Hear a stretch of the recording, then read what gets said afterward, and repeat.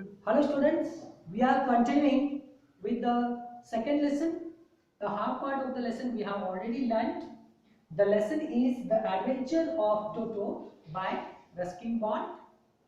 The main characters of this story, in the first part I have missed, but the main characters of the story are Toto, a monkey, then grandfather, grandmother, and the narrator himself. So I am going to continue with the remaining part. In the last part we have seen that what type of habit the Toto was having.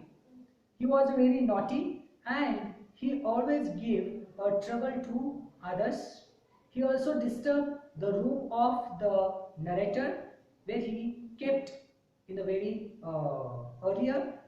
Then when he transferred to the big cage with the other pet animals of the private zoo of grandfather, there he also continued with his naughtiness and he started with his activity to feel insecure to the other pets.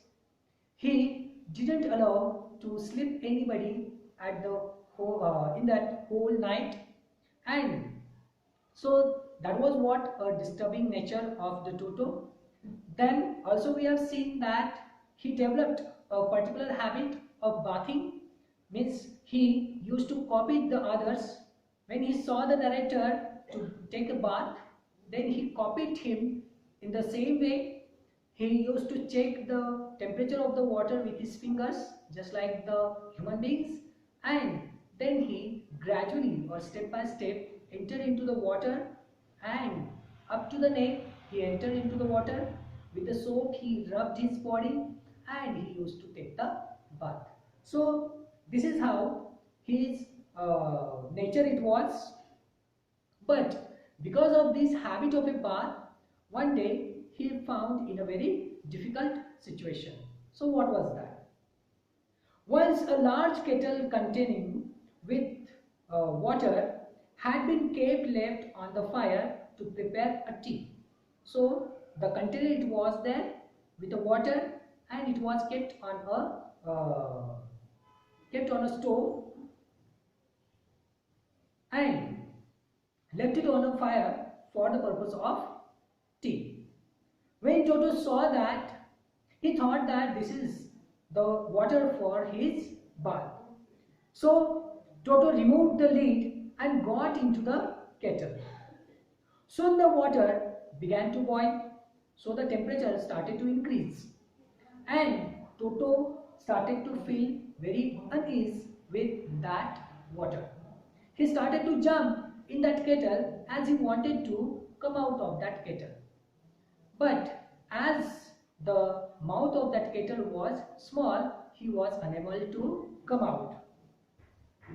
But at the same moment, grandmother, she was having some work in the kitchen.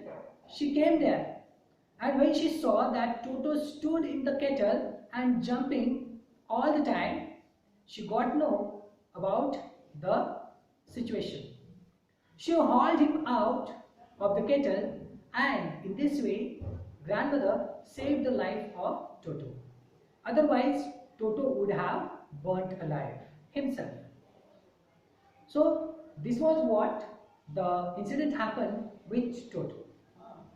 Then one day the narrator and grandfather, they found Toto stuffing himself with rice on dining table. So a dining table it was there, and all the family members were supposed to come there for the dinner.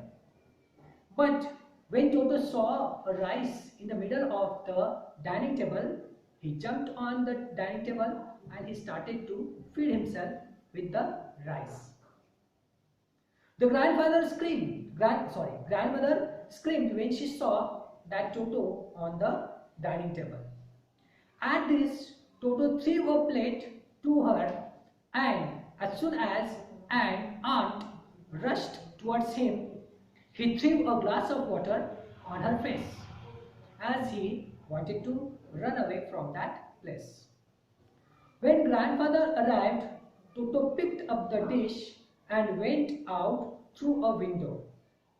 He climbed on a tree and he sat there for the whole day, and he was kept continue with his eating of rice. He ate the whole rice and he threw the plate on the ground in order to show his anger for grandmother. So because of all these incidents, grandfather, he realized that Toto is not safe to keep here. Okay, because he was very much naughty. So soon grandfather decided that Toto was not the type of a pet to be kept in house. So he decided to return it to the Tonga driver. So he found the Tonga driver and sold Toto back to him for rupees 3 only. So this is how the story of the Toto it is given us for the study. So we have completed the lesson. Thank you.